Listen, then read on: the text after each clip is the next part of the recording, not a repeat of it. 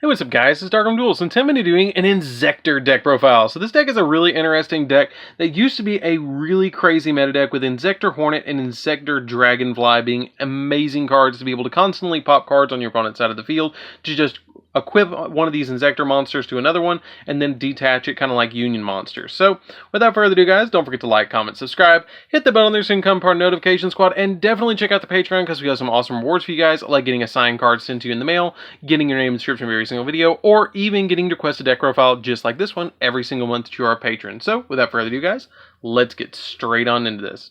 So first off, we're playing 3 of Inzektor Hornet, which is arguably the best besides Inzektor Dragonfly in the entire deck. So all your Inzektors share the ability that once per turn, you can target or you can equip one Inzektor monster from your hand or graveyard to this card. Most of them have that ability. Then, while this card is equipped to a monster, that monster's level is increased by 3. They always get increased by the level of the monster equipped to them. Also, it gains attack and defense equal to this card's attack and defense, which is not much. A 500 boost is not terrible.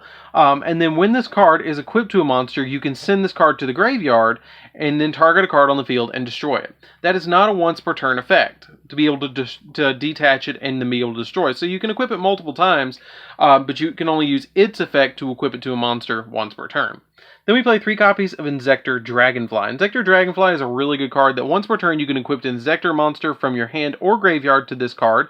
And if an equipped card is sent to your graveyard while equipped to this card, except during the damage step, you can special summon an Inzektor from your deck, except another copy of itself. And then when this card is equipped to a monster, that monster's level is increased by 3.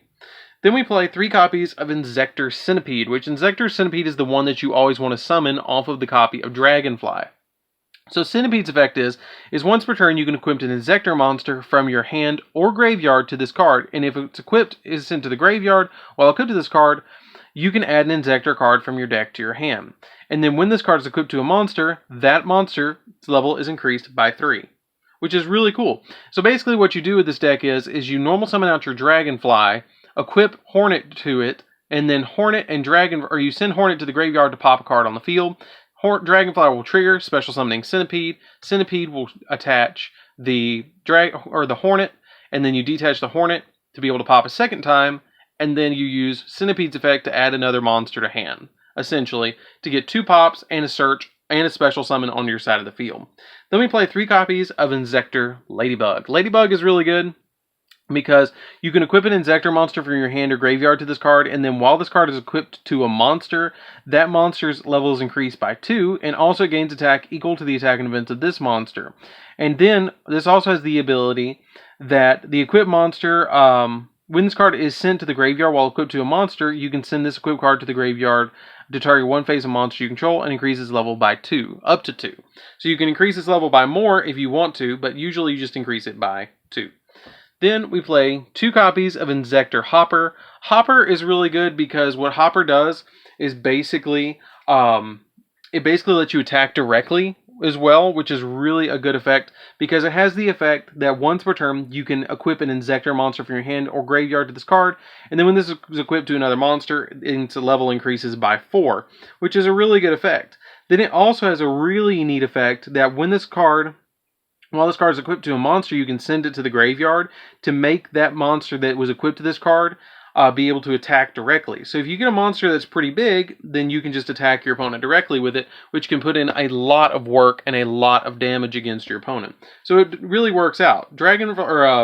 Hopper is a really good card for the deck and a really nice addition for the deck. Then we play just a single copy of Giga Weevil. I just wanted 1 Giga Weevil. All it does basically is makes the monster level go to 6, I believe. No, this one doesn't level manipulate. What this one does is it makes that monster that this card's equipped to make its defense 2600. But if this card is sent to the graveyard while equipped to a monster, you can target an Inzektor monster in your graveyard and special summon it. It's a good 1-up to me. I might consider playing 2, but I probably wouldn't play any more than 2. Then we play 2 copies of Gigamanus. Gigamanus is the best one, in my opinion, to equip to a monster, because it makes the monster's original attack become 2400, and if this card is sent to the graveyard while equipped to a monster, you can target an Inzektor monster in your graveyard and special summon that target, which is really, really good to be able to just instantly special summon it. I'd consider playing this card at 3, but I wanted to play a Giga Weevil and then 2 of these just so I could have a defense and an offensive play as well. So that's the ratio that I like. Then I play 2 copies of Nibiru as well. The Nibirus just help me get rid of boards, which is really nice just to be able to demolish cards off the field with the Nibiru.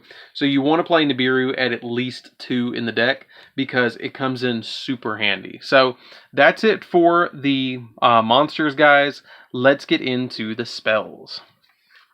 So for the spells, we're going to be playing 3 copies of Super Polymerization because it's a primarily dark-based deck. So Super Polymerization is going to really help out in this deck a lot to get rid of your opponent's monsters.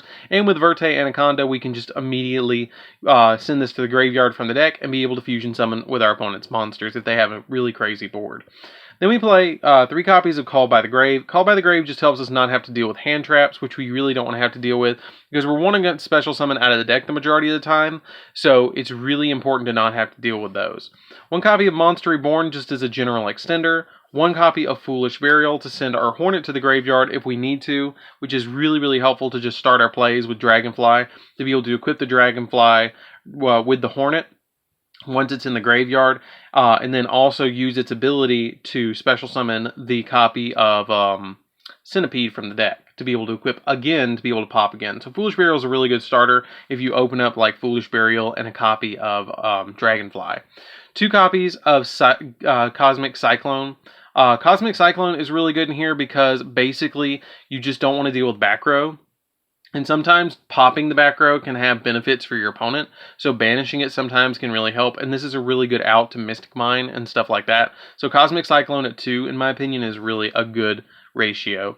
Then we play 2 copies of Insect Imitation. This basically is like Transmodify, but for insects. You tribute an insect monster on your side of the field, and then select an insect from your deck that's 1 level higher than the treated monster, and special summon it in face-up attack or face-down defense. So it's a really good card to just get out a monster from the deck. Like if you have Ladybug on the field, you can tribute the Ladybug with Insect Imitation to get Dragonfly out on the field, which is what you usually do. Then we play 3 copies of Inzektor Sword Zectcalibur. I love this card in Ultimate Rare. It's gorgeous in Ultimate Rare. But basically, you equip it to an Inzektor monster, and it gains 800 attack and defense. And then when this card on the field is sent to the graveyard, you can target an Inzektor in your grave and add it back to your hand, which is really beneficial because it's just netting you more pluses. 3 copies of Allure of Darkness because the entire deck is dark, so besides Nibiru, so it's really easy to resolve this, especially if you draw multiples of certain cards. And then we play 3 copies of Cocoon of Ultra Evolution. This card was pretty much made for Inzektors because what it does is it lets you tribute an insect monster from your field, from either field, equipped with an equipped card. And if you do, you special summon an insect from your deck, ignoring its summoning conditions, and then during the main phase, you can banish this card from your grave to target an insect in your grave, shuffle it into the deck, and then draw another card.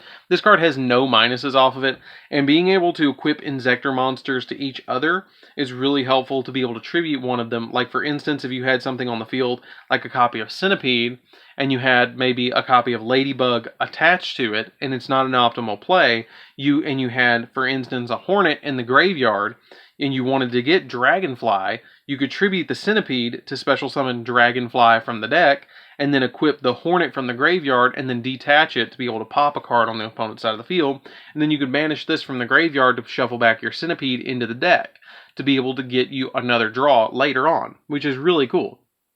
So that's it for the main deck, guys. Let's get into the extra deck. So for the extra deck, it is a lot of Link monsters, I will tell you. So for the extra deck, we're going to be playing 1 copy of the Inzektor Link monster. This card's really good for the deck because if it's Link Summon, you can discard a card, then target 1 other insect monster you control, and equip an insect monster from your deck to that monster as an equip spell with the effect of it gains 500 attack and defense. And you can target 3 insects in your graveyard, shuffle them into the deck, and then draw a card. This card's good later in the game. I prefer Union Carrier because it's a little bit better than this card, but I definitely like this card later in the game for the Pot of Avarice-ish effect. Verte Anaconda for Super Polymerization. It really helps out because it can also turn monsters dark, which is really beneficial. Union Carrier, because it can equip other monsters to other monsters, which helps us grab our copy of Hornet from the deck to equip it to a monster, which then you can detach it or leave it on the monster to make it go up by 1,000 attack points, in addition to its other ability, which is really cool. 1 copy of Wee Witch, because the entire deck is dark, and increasing their attack points by 500 is kind of nice. Cerberus to pop monsters in case we need a little extra pop. Nightmare Phoenix just to pop spells and traps, and Unicorn to bounce monsters. These cards are really good in here. I highly recommend the Nightmare package in here. It's really helpful.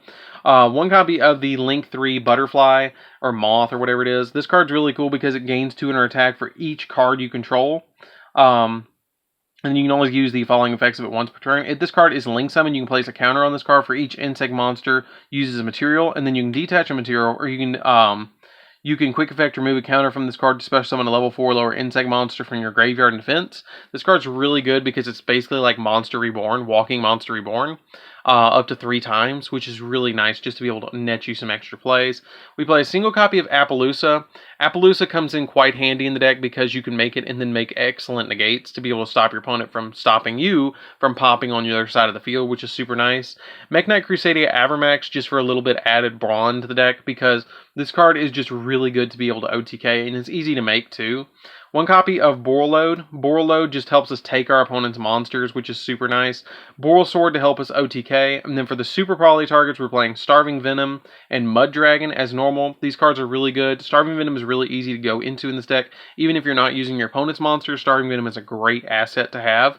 But the majority of the time, you're going to use Super Poly to get it out on the field anyways. So this card's really, really, really good. And then one copy of number 60, Timeless. This card is kind of difficult to go into, but it's really good.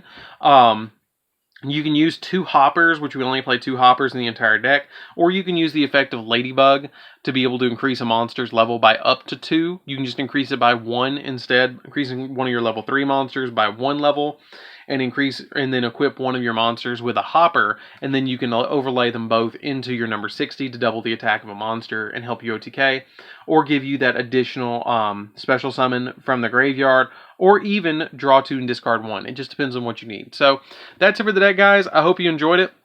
It's a really fun deck to play around with. I highly recommend that you guys give this deck a try. It used to be a tier 1 deck at one point. That not many decks besides like Wind-Ups could even get close to beating this deck because it was just insane. And for the longest time, Hornet and Dragonfly were even at 1, which is a crazy thing.